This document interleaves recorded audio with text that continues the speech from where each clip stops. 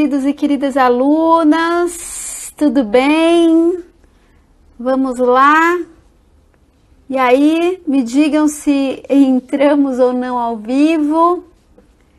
Boa noite a todos. Sejam muito bem-vindos aqui a essa live do Estratégia Vestibulares. Eu sou a Prof. Ale Lopes, professora de História e Sociologia aqui do Estratégia. É uma honra, um prazer muito grande fazer essa live aqui com vocês, poder falar com todo mundo aí. Muito lindos professores entrando. Boa noite aos meus queridos colegas, queridos alunos. Chama geral, que a gente vai conversar um pouquinho aí durante uma hora, mais ou menos, sobre, né, o tema dessa live é os custos sociais das pandemias, das epidemias. É claro que a gente vai começar falando do coronavírus, mas também não vamos ficar só nela, né? Porque o que importa aqui pra gente é a gente tentar abordar um pouco esse assunto na perspectiva do vestibular, ver como isso pode ou não ser cobrado na sua prova, tá? Então, digam aí pra mim, olha, o Potter tá aqui, muito bem, boa noite.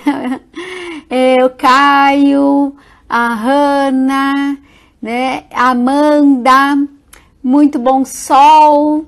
Então, gente, é isso. Espero que vocês vão me mandando perguntas, a gente vai trocando uma ideia sobre esse assunto. Eu preparei, obviamente, algumas coisas que eu quero que vocês anotem aí, que vocês tenham no seu caderninho de assuntos, né, para a prova. Então, isso vai ser muito legal para você poder juntar capital cultural. Você sabe que é um assunto bomba, né?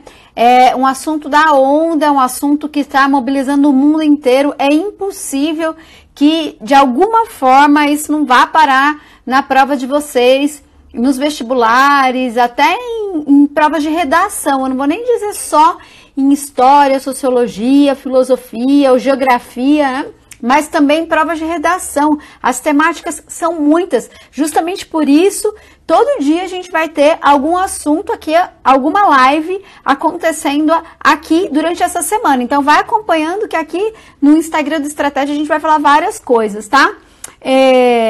Me digam aí qual curiosidade que vocês querem saber, o que vocês querem saber no campo da história, no campo da sociologia, se tá pintando alguma dúvida na sua cabeça, algum incômodo, algum questionamento, para a gente poder pensar juntos aqui um pouquinho acerca disso, sociologicamente e historicamente, né? Porque é muito louco. Quero começar com uma frase que eu li, inclusive essa semana, não é minha, mas é de uma antropóloga, a doutora Denise, né? E ela diz o seguinte: uma epidemia, ela diz muito mais sobre nós mesmos do que sobre a doença em si, né? Um surto, uma epidemia, uma pandemia, ela fala muito mais sobre o ser humano, sobre essa nossa vida em coletividade, do que os aspectos da doença, né? Se é uma doença, como que ela sofre mutação, se ela entra em contato com um rato, ou uma ave, ou porco, né? Porque a gente tem várias influenzas, digamos assim, e agora o corona, e essa discussão, mas não é essa discussão só. Quando a gente pensa aqui no campo da sociologia, da antropologia, da história, das ciências humanas, essa frase ela cai muito bem, né? Uma epidemia diz muito mais sobre nós mesmos, seres humanos, do que sobre a doença em si. Oi, prof, visto a seriedade do assunto em escala global, é possível vermos instituições como o FMI possa se envolver nisso? Olha, as organizações internacionais elas já estão super envolvidas na questão do coronavírus, né? Então a ONU, a Organização Mundial da Saúde, existe um monitoramento internacional em relação às doenças.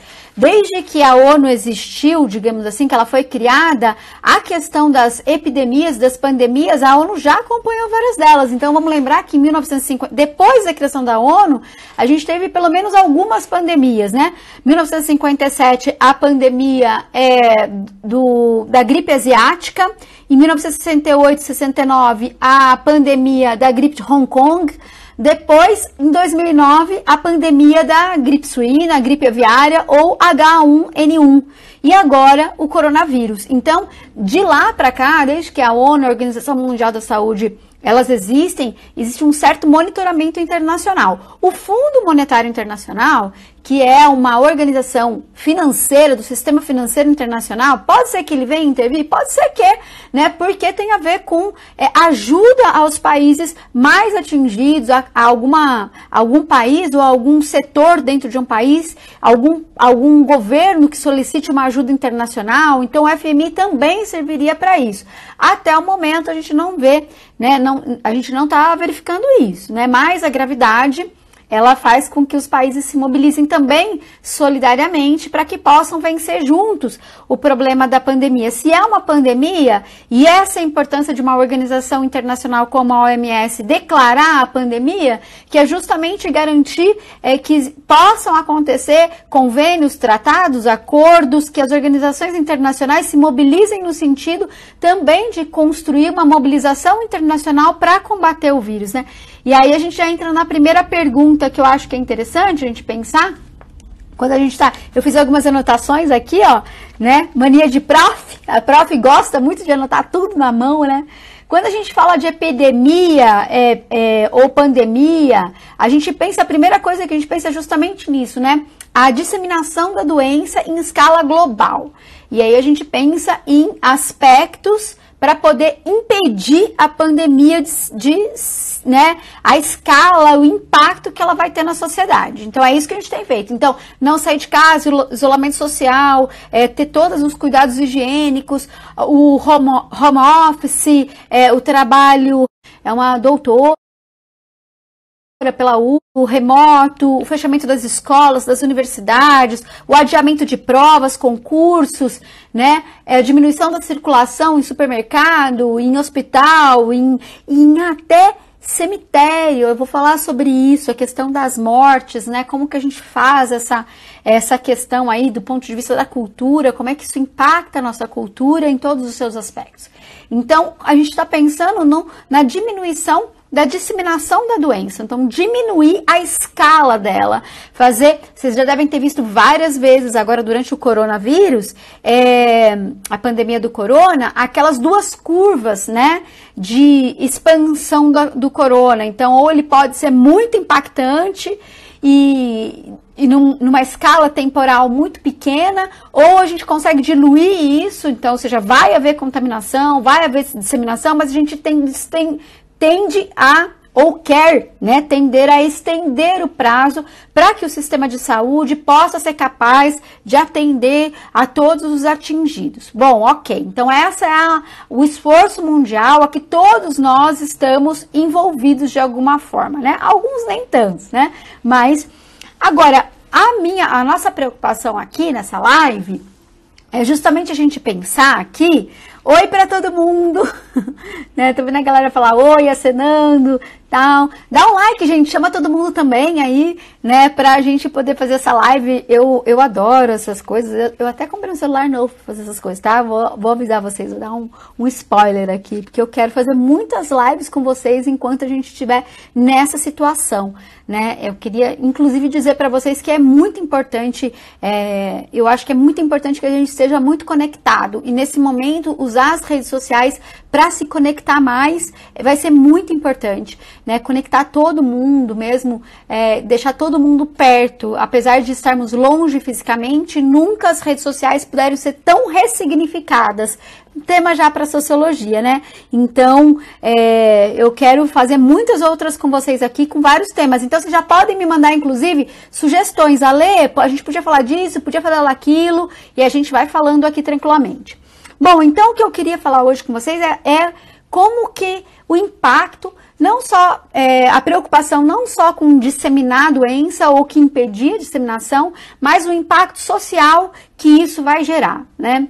Eu estou muito baseada nos estudos de uma antropóloga importante chamada doutora Débora Pimenta, é uma doutora pela USP, é uma grande antropóloga, e ela estudou o impacto do ebola, né, em Serra Leoa. Não sei se vocês lembram do ebola, que era aquela doença do macaco, tal, que inclusive eu lembro muito bem aqui no Brasil, quando alguns casos de ebola eles vieram para o Brasil, as pessoas saíram matando os macacos silvestres, né? Lembro que aconteceram muitos casos no Rio de Janeiro, tal.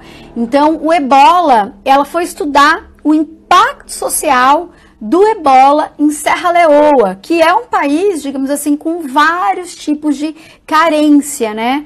E que tem uma cultura própria, uma cultura específica. Então ela foi lá estudar isso. Só que por que ela foi em Serra Leoa? Porque foi um dos países mais atingidos por essa doença e ela foi estudar lá esses impactos. Então, o que a antropologia diz pra gente quando a gente pensa em impactos sociais de uma epidemia? Ele diz assim, olha, há impactos no campo social e quando a gente pensa em sociedade, o que a gente está pensando? A gente pensa em cultura, a gente pensa em categorias, né, de classes sociais, de grupos sociais, a gente pensa em religião, a gente pensa em nacionalidade. Isso é super importante quando a gente está falando de pandemia, porque a gente está falando de uma escala global. Então entra a questão da nacionalidade, a categoria sociológica em relação à raça, né? Isso é importante. Então, não, Ale, mas raça não existe biologicamente, mas ainda é uma categoria sociológica que a gente usa para fazer vários levantamentos estatísticos no mundo, inclusive, né? Então, e a gente associa raça, classe, religião, nacionalidade e gênero. Então, isso também é muito importante, sobretudo em alguns países, né, ainda culturalmente, digamos assim, que as mulheres, elas trabalham menos fora, que elas são menos empoderadas, que elas têm uma vida privada mais, digamos assim, mais acentuada do que nós aqui no Brasil, por exemplo, né? Então, quando a gente pensa numa pandemia, e os impactos disso do ponto de vista social, a gente tem que levar todos esses elementos em consideração, né? Porque são esses elementos, são essas categorias que organizam a nossa sociedade. A nossa sociedade, ela é organizada a partir da nossa nacionalidade, da nossa cultura, da nossa religiosidade, das questões da nacionalidade, né? E por aí vai. Então, gostaria de saber se a África está sofrendo com coronavírus. Até então, não vi notícias de lá. Sim, existe justamente por isso que é uma pandemia, mas realmente a gente não ouviu ainda muitos, digamos assim, muitos dados sobre a África. Mas sim, já existem casos no continente africano também, tá? Aí a gente pode pensar, inclusive, como que essa doença do corona tem sido disseminada, né? E eu vou falar um pouquinho disso para vocês, né? Então, quando a gente pensa nisso, nessas categorias todas, a pergunta que o sociólogo, que os antropólogos fazem, os historiadores também, né? Eles perguntam, a pandemia, ela atinge a sociedade da mesma maneira? O atingimento, ela se espalha e ela é igual a se espalhar. Quando ela bate nessas categorias sociais, ela bate da mesma maneira? Ela produz os mesmos efeitos sociais? E a resposta, o que vocês acham? Qual que vocês acham que é a resposta, na verdade? Eu vou deixar para vocês aí, já que eu tô aqui falando com um monte de gente.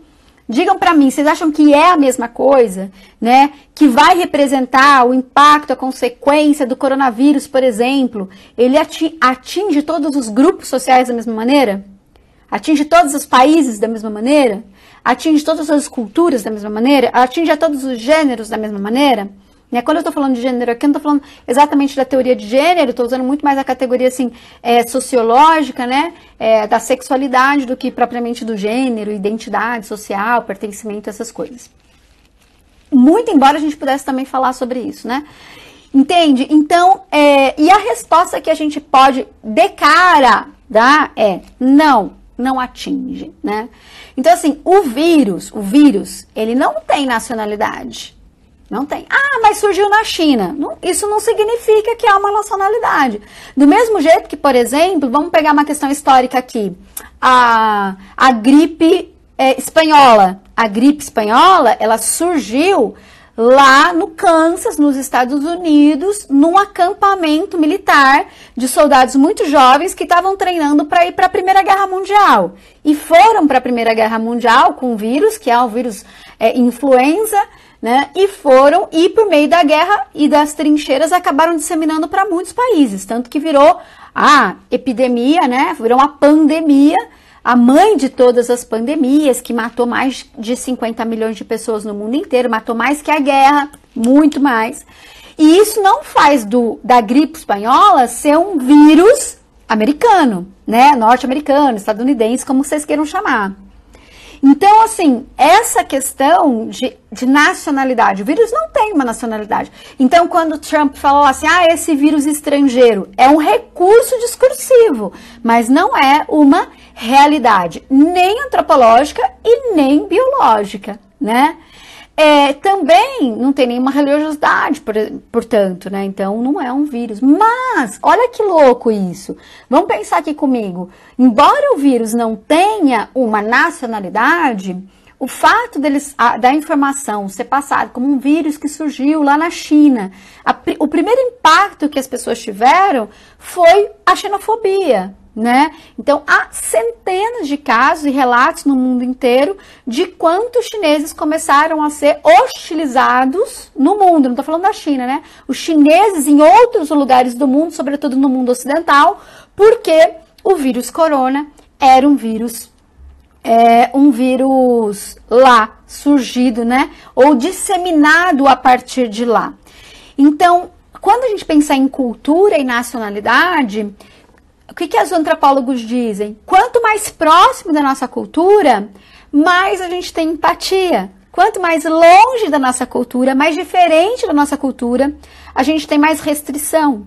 Então, o impacto cultural que esse vírus tem, ele pode causar uma série de conflitos que são conflitos de natureza cultural. E aí a gente traz a questão da nacionalidade e a questão da raça para tentar entender essas diversidades, né? E esses conflitos que podem aparecer diante de uma disseminação. Então, alguém falou para mim aqui, por exemplo, do fechamento, né, das fronteiras. Então, o fechamento das fronteiras é uma medida para tentar evitar a disseminação. Ok, ela precisa acontecer, né? Em alguns casos, ela é extremamente necessária. Isso é um fato. Então, o que a antropologia vai fazer? O que a sociologia vai fazer? Como esse fechamento, o recurso discursivo dele pode gerar casos de xenofobia dentro dos países. Por quê? Porque quando fecha as fronteiras, fecha os voos, por exemplo, não significa que não vai mandar todos os chineses embora da França, ou do Brasil, ou da Itália, por exemplo, né? Então, como é que fica essa relação social dentro do país a partir dessas visões? Então, numa entrevista, a doutora Débora, ela fala, né? A doutora Débora, doutora antropóloga, ela fala assim, olha, quando a gente estava falando da China, a gente tinha muito mais restrição, então era um vírus longe, né? A gente não pensava muito, e se ele chegar aqui? A gente falava que a gente quer que ele fique aí. Então, os chineses, etc., a sua cultura, e vai trazendo vários elementos do senso comum, como, por exemplo, a questão da higiene, né? E por aí vai. Ou então que a China já produziu vários vírus. Vários vírus já surgiram lá na China. A China é uma produtora de vírus. Não, gente, olha só, né? A mãe de todas as epidemias, o vírus foi disseminado a partir dos americanos, dos soldados americanos. Então, não é exatamente verdade isso, né? Ou é uma parte da verdade. Então, o recurso discursivo é onde moram, digamos assim, os perigos da xenofobia. E aí, quando a doença chega na Europa, e chega na Itália, e chega na França, a gente tem uma aproximação maior com essa cultura. É verdade, nós fomos partes todas, e Brasil, Itália, França, Brasil, Europa, América, Europa, tem uma cultura que nós chamamos de cultura cristã ocidental, né? Então, vários elementos da cultura europeia, a gente compartilha desses elementos, tanto do ponto de vista político, cultural, linguístico, religioso. Então, a empatia é maior. Então, entra naquela ideia, eu não sei se vocês lembram, da questão do etnocentrismo, né, que é o eu e o outro, quanto que essa relação entre o eu e o outro pode gerar ou empatia ou xenofobia. Empatia é quando a gente se aproxima, xenofobia é quando a gente se afasta. E aí ou a gente é mobilizado por solidariedade ou por ódio, por afastamento e por aí vai, tá? Então, é um pouco essa a discussão quando a gente fala um pouco de cultura, né? Esse nós e esse outro, a empatia ou a xenofobia. Então, são coisas que são interessantes de serem cobradas numa prova, por exemplo, porque, veja, são conceitos que não são novos, né? E essa situação do coronavírus, ela não é nova do ponto de vista antropológico. Do ponto de vista antropológico, várias outras pandemias geraram esse tipo de situação. Então, são doenças de negros, são doenças de asiáticos, são doenças de indígenas, né? Então, isso pode aparecer de maneira importante do ponto de vista antropológico. Então, não é daquele ponto de vista, por exemplo, quando os portugueses chegaram na América e os espanhóis também, houve uma grande violência epidêmica porque os indígenas, os povos originários, não tinham anticorpos para aguentar as doenças que os europeus tinham, por exemplo, varíola, né, cólera. Então, os indígenas, houve um grande genocídio biológico, digamos assim, fruto desse encontro. Mas aí não dá pra gente falar sobre xenofobia, porque os europeus não fizeram isso porque eles quiseram, né? Vamos lá levar uma varíola para aquela galera. Não foi isso que aconteceu, né? Então, é um outro processo histórico. Aqui o que eu tô trazendo para vocês nesse momento é o processo social, o processo sociológico, o processo antropológico da relação entre culturas distintas, né? E como isso se acentua numa situação de pandemia que obrigatoriamente coloca todos nós mais ou menos em pé de igualdade, né? Então, essa é uma questão. E aí, vocês têm que mobilizar esses conceitos, então, empatia, xenofobia, o conceito de nacionalidade, o conceito de raça, né? A categoria antropológica, a categoria sociológica de raça, tá? E não a categoria, obviamente, biológica de raça. Ainda pensando em cultura, eu quero lembrar uma coisa em relação à Europa. Eu acho que vai ter menos aqui no Brasil, mas eu acho que é super interessante, assim, por exemplo, vamos pensar a questão dos idosos. A Europa, ela é um continente muito velho, né? Não sei se a professora Priscila tá aí na live, o professor Saulo, eu vi que o professor Marco Túlio tá aí. Oi, Marco, meu grande parceiro, professor Ismael também. Mas a gente sabe que a Europa é um continente mais envelhecido, né? Tem aquela pirâmide invertida, inclusive, né? A pirâmide etária. E o que a gente percebe isso? A pandemia, ela gera um fenômeno de isolamento social. Primeiro, todo mundo tá falando, eu tô falando todo dia, eu mostrei aqui o meu home office querido para vocês, né? É importante a gente ficar em casa sim, porque isso diminui o impacto e a disseminação da doença. Só que isso tem um impacto social, um impacto antropológico, que a gente chama inclusive de psicologia social. O isolamento, porque nós somos seres sociais, o isolamento, ele gera um certo... sei lá, uma certa tristeza, né? Ele pode gerar, e aí você não vê as pessoas queridas, você não abraça. Tem gente que é mais, né, friozão, assim, os alemães, sei lá, mas nós brasileiros, a gente é muito de pegar, né, de sorrir, de abraçar, de beijar. Os cariocas dão 2 beijinhos, né? E algumas outras regionalidades também. Então, imagina agora para a questão etária, os europeus que são muito velhinhos, como é que eles ficam isolados nas suas casas, né? A população mais idosa, ela sofre, além dela sofrer porque ela está mais vulnerável, biologicamente falando, fisiologicamente falando, ela é mais vulnerável socialmente falando. Então, assim, não, mas são jovens que gostam do rolê, que gostam de pegação e crush, não sei o quê. Gente, os jovens estão acostumados a ficar no Tinder. Os velhinhos não estão acostumados a ficar no Tinder. Então sim, prof, porque minha tia todo dia manda mensagem de bom dia pra mim, então ela tá lá no WhatsApp. Sim, mas é diferente, né? A questão da pandemia é diferente, porque esse prazo, ele é muito longínquo, né? Então, a comunidade mais idosa, ela vai pra igreja, ela vai para os clubes sociais, ela tem uma atividade comunitária que a gente não percebe, mas que que eles têm uma vida social muito grande e aí eles ficam muito isolados. Então, esse isolamento social, ele também é uma questão sociológica muito importante, porque tem a ver com suicídio, né? E a gente sabe, vamos lembrar do Durkheim, suicídio é um fato social, e assim como todas as doenças hoje que a gente chama de doenças sociais, as doenças psíquicas, elas têm um fundo social, né? Então, TDAH, a ansiedade, esses fenômenos, né? Eles também são produzidos socialmente. E quanto menos troca a gente tem, maior é a possibilidade dessa incidência. Por que você está falando isso, Ale? Porque são elementos sociais que a gente tem que dar conta de perceber nessa sociedade, né? Então, eu vi outro dia, eu achei uma iniciativa muito interessante, e mostra isso, a solidariedade da população nesse momento, que é o quê?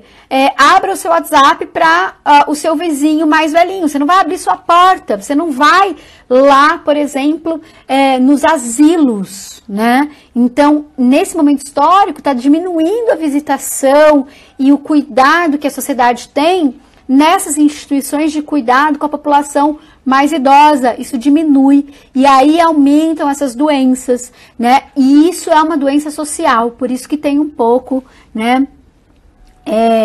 Tem um pouco esse aspecto de maior tristeza na sociedade e maior impacto, digamos assim, inclusive na saúde pública, né? Em relação a essas doenças que são as doenças da terceira idade, são as doenças sociais. E, falando disso, eu vou entrar num assunto que é muito antropológico e que às vezes a gente não se dá conta e que isso foi um grande fenômeno durante a gripe espanhola, inclusive no Brasil, que é o quê? A impossibilidade da gente realizar os ritos fúnebres. Vocês já pensaram sobre isso? Me fala aí na live. Eu sei que eu tô falando demais, gente. E eu tô que nem na aula e eu gostaria, né? E eu não posso, eu tenho que ouvir mais vocês. Olha só. Minha amiga me emprestou o acesso dela no Estratégia de Vestibulares, assisti umas aulas e gostei muito. Muito legal. Então vem com a gente que tem muita aula, muito da hora. Eu sou muito, tipo assim, corujete, porque é muito... Eu ia falar um palavrão, não pode, né? E tem o curso da FUVEST, e ela só apenas comprou o curso da FUVEST, será que tem algum problema? Não sei responder isso exatamente, faz a pergunta direitinho, talvez eu tenha perdido aqui, se algum professor também quiser responder. Opa, deixa eu aqui. Você pode salvar a live? Não vou poder assistir agora. Ah, que pena, né? Tem rumo...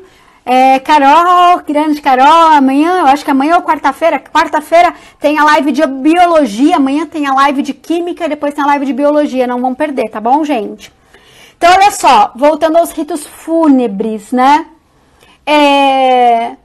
Na gripe espanhola, a mortalidade foi tão grande e numa velocidade de tempo tão grande também que...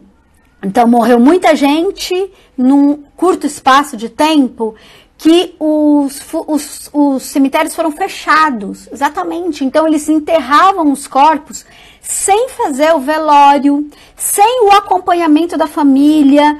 Por quê? Por uma medida profilática, né? E por uma medida também de tentar minimamente colocar os corpos nas covas e enterrar, para poder dar conta de que os corpos não ficassem apodrecendo ou se decompondo em locais não apropriados, né? Isso tem um impacto religioso.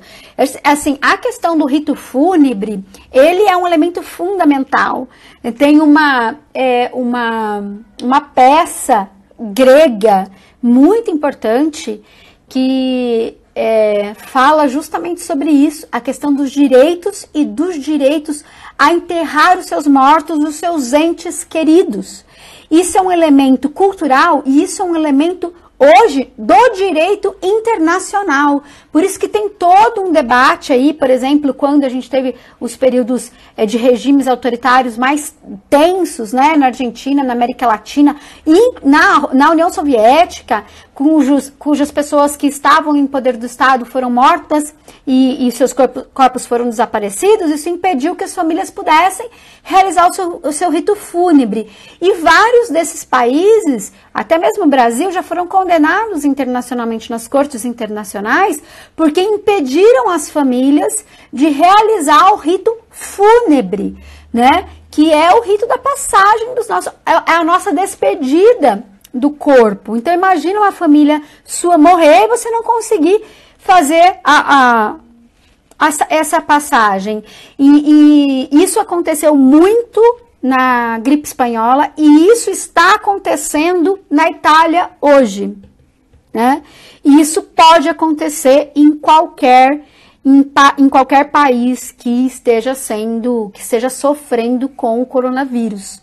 Então, isso é impacto na nossa religiosidade, isso é impacto na nossa cultura, na nossa crença, na nossa fé, né? Eu digo nossa, porque aqui eu não estou me colocando dentro de uma religião, mas eu estou dizendo nós enquanto sociedade. E aí, quando a gente pensa em sociedade, a gente sempre generaliza, né? Mas independente se é uma religião cristã, ou uma religião judaica, ou uma religião islâmica, só para a gente ficar nas monoteístas, todas elas têm rito de passagem, né? Todas elas têm rito fúnebre, em maior ou menor grau, de um jeito ou de outro. Tem lá a festa dos mortos no México. Aqui a gente tem uma cultura mais cristã, ela é um pouco mais introspecta, mais introspectiva, mais triste, digamos assim, né? O nosso velório. Então, cada cultura tem a sua característica do seu ritual fúnebre. O que eu estou dizendo é, a pandemia, ela impacta a realização desse rito fúnebre. Bom, minha amiga me emprestou, vamos ver se aqui, ó. Você acha que pode cair o coronavírus nos vestibulares desse ano, já que é uma questão atual? Sim, Gu. Exatamente isso que a gente está fazendo aqui, é tentar abordar quais são os elementos do corona, da situação que a gente vive hoje, para o vestibular, né? Então, todos esses conceitos que eu tô trazendo hoje para vocês aqui são conceitos que podem aparecer na sua prova, porque já apareceram em outras pandemias. Então, o que os vestibulares gostam muito de fazer? Então, anota isso aí, por favor, o bizu agora. Os vestibulares, eles podem pegar comparação entre tempo histórico diferente e cobrar lá de trás. Então, ele pode falar sobre a peste negra, ele pode falar sobre a gripe espanhola, ele pode falar sobre a gripe suína, que foi há 10 anos atrás, há 11 anos atrás. Então, isso pode acontecer bastante, certo? Bom, então, saindo agora, me lembro da época do Ebola, simplesmente levavam os corpos embora. Isso mesmo, Betina, linda, querida. Em vários documentários mostram o sofrimento da família. Isso dá medo, exatamente. O medo é esse sentimento que vai mobilizando a sociedade. As nossas relações sociais, elas ficam muito pautadas pelo medo. Eu ia terminar falando disso, mas eu já posso antecipar. Ou o medo ou a sátira, né? Sobretudo nós aqui no Brasil, que somos o país do meme, a gente faz sátira de tudo. Isso também são dois elementos que são sentimentos de radicalização, de quando a gente pensa em antropologia social. Eles são elementos de radicalidade. Ou você nega a coisa do jeito que ela está acontecendo, e aí você faz uma sátira em relação a isso, ou gera um medo extremo e a gente não nega, mas a gente supervaloriza. As duas posições, elas tendem a impactar o conjunto das relações sociais de uma maneira mais perversa, né? Como essa questão da xenofobia. A gente passa a ter medo, não do vírus, mas, por exemplo, das pessoas, né? A gente tem medo das pessoas, a gente tem medo de tocar, a gente tem medo de pessoas, aí a gente tem mais medo de algumas pessoas, né? Conforme a professora Débora Pimenta relata nos estudos lá do Ebola na Serra Leoa. Né? Agora eu quero trazer um pouco para o campo social, das classes sociais, né? O que a gente percebe? O coronavírus, ele tem uma classe social, afinal de contas, ele chega, por exemplo, são as pessoas que viajam, fazem viagens internacionais, que acabaram disseminando o corona, né? Assim como lá na guerra, foram os soldados que disseminaram, foi por meio da guerra. Hoje foi por meio, né, nesse momento do corona, foi por meio das pessoas que realizavam viagens internacionais, sobretudo a negócios ou a estudos, né? Então, isso mostra uma característica da economia mundial hoje, que é uma economia mundializada, uma economia globalizada. Bom, as classes sociais são afetadas da mesma forma, né? elas não são afetadas da mesma forma. Por que elas não são afetadas da mesma forma, Lê? Porque tem diferença? Tem diferença na capacidade de conseguir evitar o corona, a disseminação da pandemia. Ou o corona aqui, agora, nesse histórico, ou lá na gripe espanhola, ou até mesmo lá na peste negra. Por exemplo, vou dar 3 exemplos, então. Na peste negra, os cavaleiros, por exemplo, que eram os nobres, eles tinham cavalaria, eles tinham meio de transporte para fugir mais rápido dos centros de disseminação. Então, eles têm cavalo, então eles vão mais rápido embora, e eles têm para onde ir. Os servos, os plebeus, não. Então, eles ficavam no mesmo lugar. Então, eles tinham menor capacidade de resistir ao vírus. Ao vírus não, ali era vírus e bactéria, né? No caso lá da peste negra. Na gripe espanhola, vou pegar o caso do Brasil. A gripe espanhola no Brasil, ela chega por meio de estudiosos, engenheiros que vêm de Lisboa, né? No contexto da Primeira Guerra Mundial e chegam no Brasil e impacta o conjunto da sociedade. Mas quem é impactado mais fortemente? Os trabalhadores.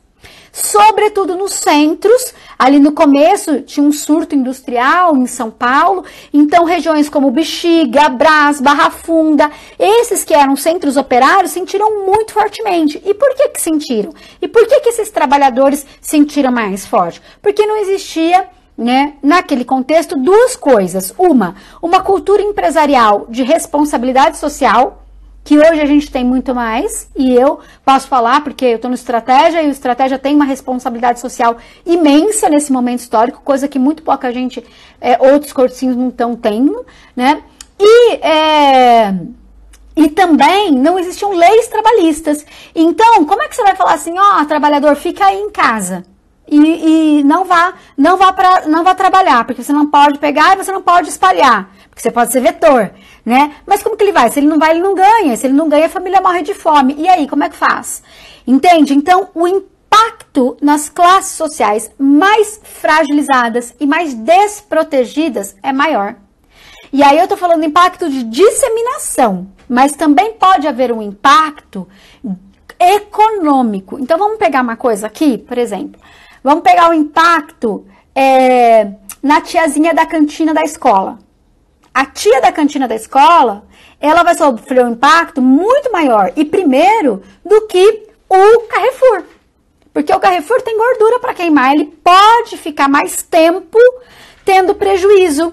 A tia da cantina não pode ficar tendo prejuízo tanto tempo.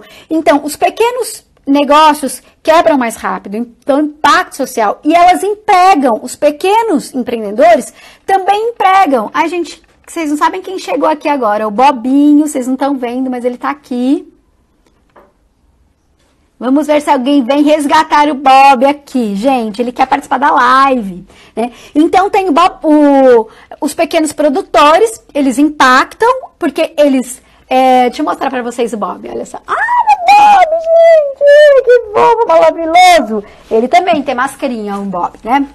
Então, saiu correndo. Bom, aí, o pequeno empreendedor, às vezes ele não trabalha sozinho. A tia da cantina tem 1 ou 2 pessoas que trabalham com ela. Então, há uma cadeia de impacto social por meio da economia. Entende?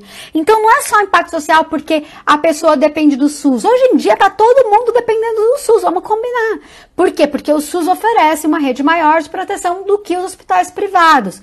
Na Espanha, nesse momento, o Estado estatizou alguns hospitais para poder dar conta. O Cristiano Ronaldo criou alguns hospitais para poder dar conta. Então, assim, todo o sistema de saúde, ele é impactado. Quanto melhor e mais organizado o sistema de saúde, mais condições a gente tem de resistir de maneira igual para todas as classes sociais. O que eu quero mostrar aqui para vocês em relação às classes sociais e a diferença de impacto é do ponto de vista do trabalho. Entenderam? Do trabalho. Isso é uma categoria sociológica essencial. Vocês sabem quanta coisa de sociologia do trabalho cai na prova? Olha, é muito. Você tem uma coisa... Ai, não estudei nada o ano inteiro. O que eu estudo antes da prova, quando eu for fazer prova de sociologia? Sociologia do trabalho. Cai. despenca, que nem canivete na nossa cabeça. Então, o corona, como que ele pode impactar as relações de trabalho? Ele pode impactar gerando uma desagregação dessa rede de trabalhadores, de pequenos trabalhadores. Tá entendendo? Deixa eu ver se tem mais aqui. Presenciei quase agora uma fala preconceituosa em relação ao asiático. O Peponte falando pra gente. Tem muita fala assim, a gente vê isso no nosso cotidiano, né?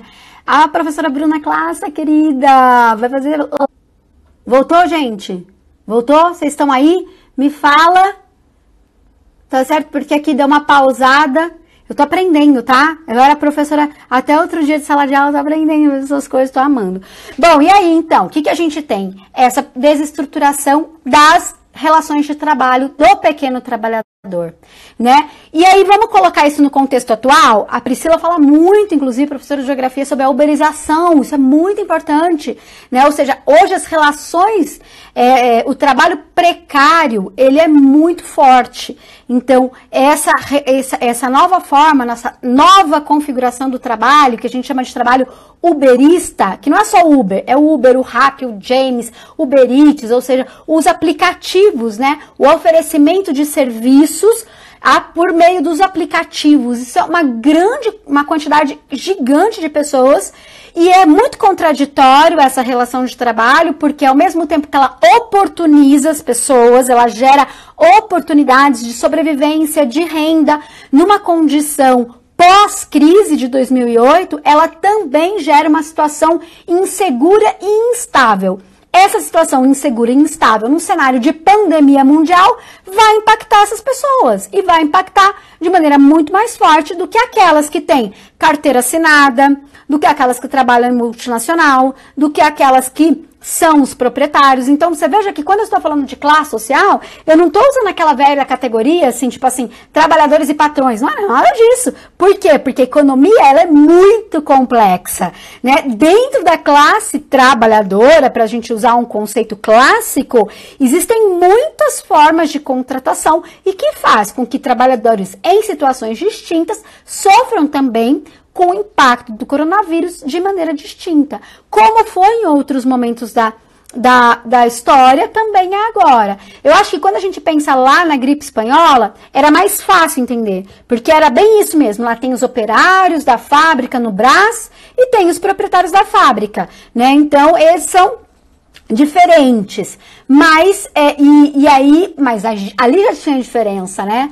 Tem a diferença porque tem, por exemplo, tem vários discursos daquele momento histórico que fala, a gente não pode dar férias coletiva. Por quê? Porque as classes trabalhadoras em férias coletivas não vão ficar em casa, vão pra rua e vão beber. Eram chamadas as classes perigosas, lá no comecinho do século XX. Hoje a gente tem uma outra relação completamente distinta, uma outra mentalidade diferente, né?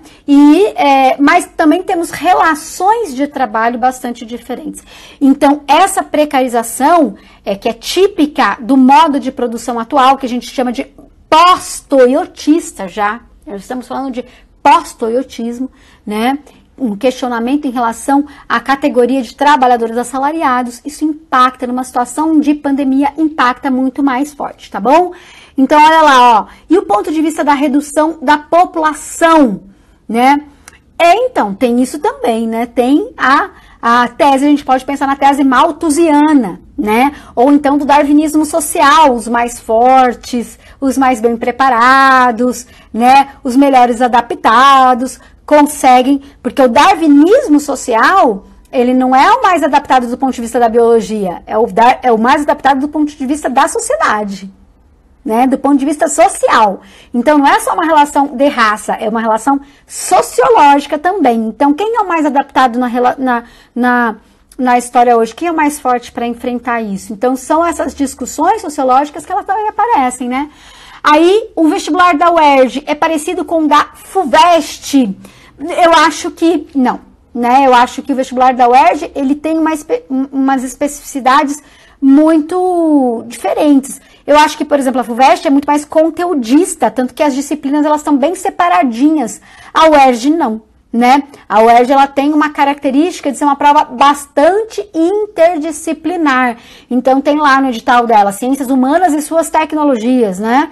Então, ela faz ela transita melhor entre as várias categorias. O que eu vou dizer para vocês, então, assistam essas lives que a gente está fazendo. Hoje eu estou mobilizando para vocês conceitos da história, da sociologia, da geografia e um pouquinho aí de filosofia, mas filosofia eu acho que eu ainda não vou conseguir chegar hoje, que a gente está quase acabando o nosso tempo aqui.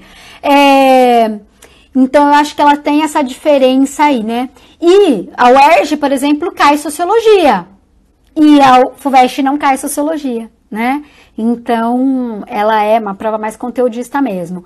Acha que pode haver uma crise maior que a de 2008? Não acho, já é. A crise de que a gente já está já é maior que a de 2008, né? O impacto...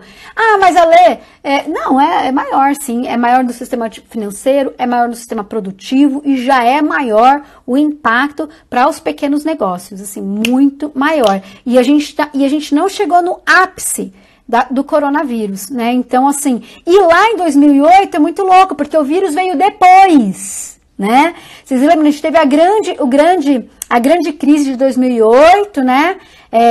Quebrou os Estados Unidos, foi uma escala mundial de crise, mas a gripe asiática veio em 2009, veio na sequência.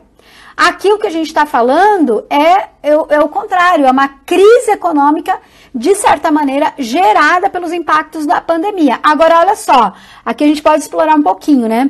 É uma pandemia que gerou uma crise muito rápida. Então, será que essa economia, ela já tinha se recuperado da crise de 2008? Pode ser que não, né? Que é, por exemplo, o caso do Brasil, né? O Brasil, ele estava começando a retomar alguns pontos e ela vai impactar, por exemplo, os níveis de emprego no Brasil. Eles tendem a cair muito. E muitas coisas. Então, por exemplo, vou dar um outro elemento sociológico importante. O censo de 2010 e de 2020 foi adiado para 2021. Isso é muito ruim para o Brasil. Por quê? Porque sem dados mais concretos a gente não consegue elaborar políticas públicas assertivas e efetivas. Então, o fato de a gente jogar lá para 2021, isso gera...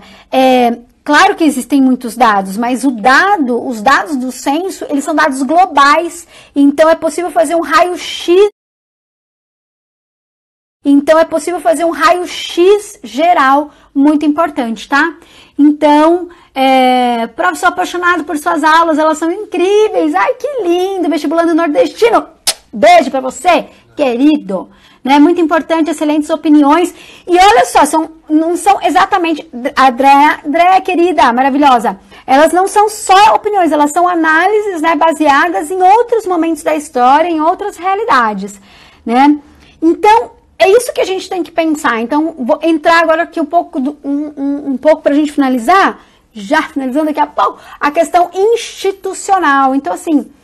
Quando a gente estava lá em 1918, na gripe espanhola, a gente tinha um tipo de Estado, um tipo de organização social, né? Hoje a gente tem um outro tipo de organização social. Só que, de fato, de verdade verdadeira, assim, qual que é o que a gente tem hoje? A gente tem um avanço das políticas chamadas neoliberais, que são políticas marcadas por reformas do Estado. E eu não vou discutir aqui, não é meu papel, se elas são ou não boas, né? Porque não é isso que um sociólogo faz nunca. Ele nunca atribui juízo de valor às coisas que acontecem na realidade. A gente levanta a bola e vê como que elas são. Então, essas políticas de reforma de Estado, elas geram uma diminuição da capacidade do Estado de dar respostas sozinho aos problemas que uma pandemia gera. Isso significa o quê? Que o sistema de saúde, ele demanda que a iniciativa privada assuma um papel maior do que ele teria num estado de bem-estar social lá dos anos 50 e 60, por exemplo, quando aconteceu a gripe asiática e a gripe de Hong Kong, né? Em 57 e 68, porque a gente tinha estados porque a gente tinha estados sociais mais amplos. Hoje a gente tem estados sociais menores, então a gente tem estados mais neoliberais. As reformas do Estado, nas últimas décadas, geraram isso. Isso significa o quê? Que as empresas, a iniciativa privada, ela precisa ocupar um espaço maior, ela precisa participar mais do processo de combate ao coronavírus, e aí eu tô falando não só da disseminação, mas de todos esses elementos que a gente falou aqui, em relação ao trabalho, em relação à questão da saúde. Por exemplo, quando o Cristiano Ronaldo vai lá e cria um hospital, ele é iniciativa privada, então ele vai lá e faz isso, né? Quando, por exemplo, várias empresas, elas formam fundos para doar para o hospital público, isso é iniciativa privada atuando. Então, com esse tipo de Estado que a gente tem hoje, que não é um Estado social amplo, ele não consegue atuar sozinho. Ele faz com que a iniciativa privada precise ter responsabilidade social para poder atuar junto, e nessa parceria, digamos assim, público-privada, atuar para resistir melhor aos efeitos que o corona pode gerar na nossa sociedade. Certo, queridos e queridas?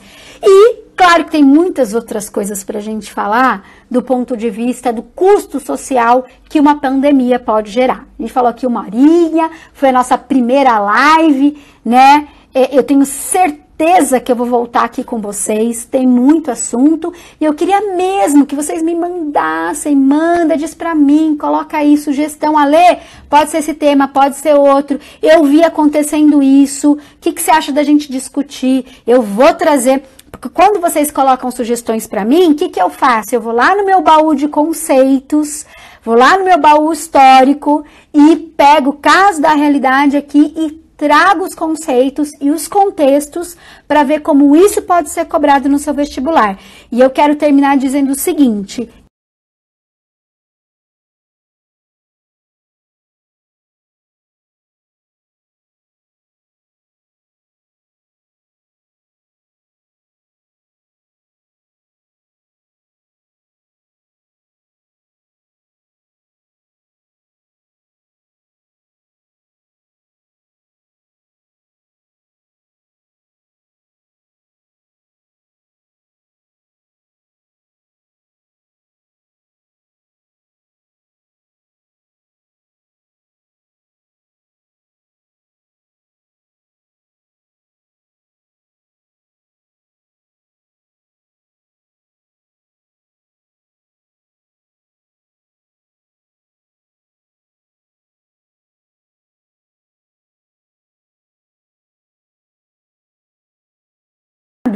de dar respostas sozinho aos problemas que uma pandemia gera.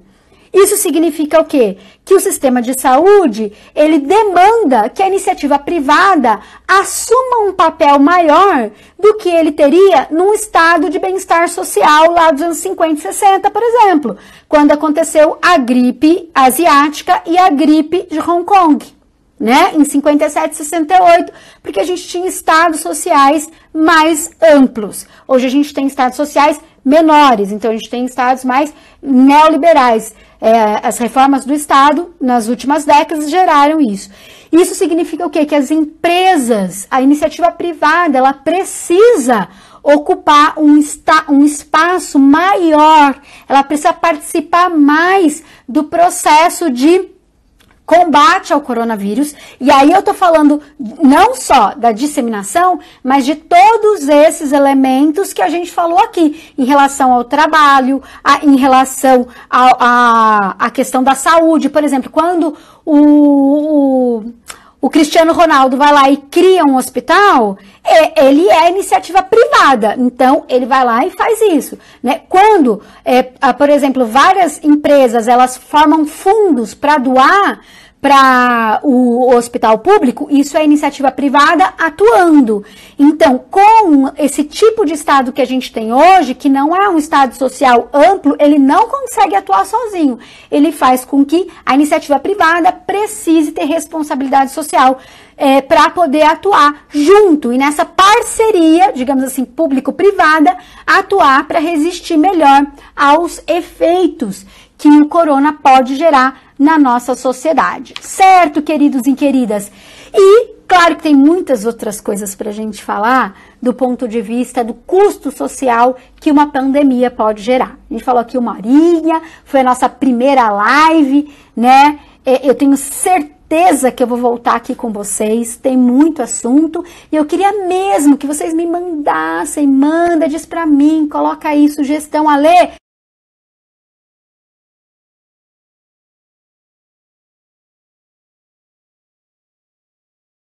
Pode ser esse tema, pode ser outro. Eu vi acontecendo isso. O que você acha da gente discutir? Eu vou trazer, porque quando vocês colocam sugestões para mim, o que eu faço? Eu vou lá no meu baú de conceitos, vou lá no meu baú histórico e pego o caso da realidade aqui e trago os conceitos e os contextos para ver como isso pode ser cobrado no seu vestibular. E eu quero terminar dizendo o seguinte: estudem. Aproveitem esse tempo e estudem muito, porque as provas vão chegar.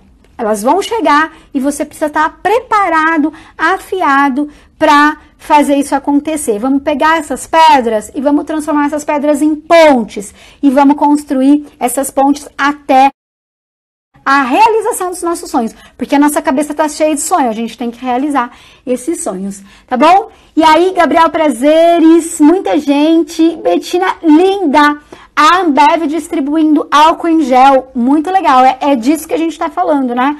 É esse tipo, quanto mais a iniciativa privada participar agora, melhor. E é claro que muita gente vai falar assim, mas não tem que ter iniciativa privada, tinha que ter o SUS, ok, a gente pode discutir do ponto de vista os modelos de Estado, né? Eu acho que isso volta para a cena de novo para discutir Estado neoliberal, Estado social, quais são as formas de gerenciar e organizar a sociedade. Esse debate provavelmente virá à tona. Quem sabe não venha a ser uma próxima live que eu faça com vocês, tá bom? Então, de repente, eu posso até fazer essa live para a gente lembrar um pouco esses conceitos e ver como que eles atravessaram a história, né? A nossa história, várias experiências de vários modelos de Estado já surgiram em outras pandemias e a gente pode discutir isso também, né? Mais aulas como essa, com certeza, a gente vai fazer muita coisa aqui juntos, tá? Não se esqueça, Estratégia Vestibulares tá aqui para trazer para vocês aquilo que for melhor, aquilo que for conteúdo, o melhor conteúdo para fazer mesmo com que vocês passem por esse momento primeiro juntos, né? Vamos ficar bem juntinhos nas redes sociais, vamos ressignificar isso aqui e trazendo bastante conteúdo e vamos nos preparar. As provas vão chegar, né? Depois a gente pode fazer uma live sobre as provas de meio de ano. Teve gente que perguntou aí sobre a UERJ, tem UERJ, tem UFO, tem PUC, tem várias universidades que fazem vestibular de meio de ano. Será que esses vestibulares serão ou não atingidos? Ainda não temos informações oficiais, mas a gente está super ligado para trazer para vocês essas informações em primeira mão, tá bom? Então eu vou me despedindo aqui, porque já tá dando 1 horinha da nossa live, e vou dizer, não percam, toda essa semana, amanhã tem live com o professor Gabriel Prazeres, que tá aqui na live, um grande beijo, grande Prazeres, vai falar sobre... coloca aí, Prazeres, sobre o que vai ser o tema de amanhã. Eu acho que vai ser sobre a questão da questão dos produtos químicos, de desinfecção, se eu não me engano. Depois, na quarta-feira tem, depois, na quarta não, né, gente, que hoje é quarta? Né? Depois, na sequência, tem as meninas da biologia. Então, sempre às 18 horas, tá bom? Então, um grande beijo, eu vejo vocês. Essa live vai ficar de 24 horas disponível, então vocês podem ver aí nesse tempo, tá bom? Beijo, bons estudos, me acompanhem aqui no Instagram, porque eu vou colocando coisas para vocês sempre, tá bom? Até a próxima, tchau!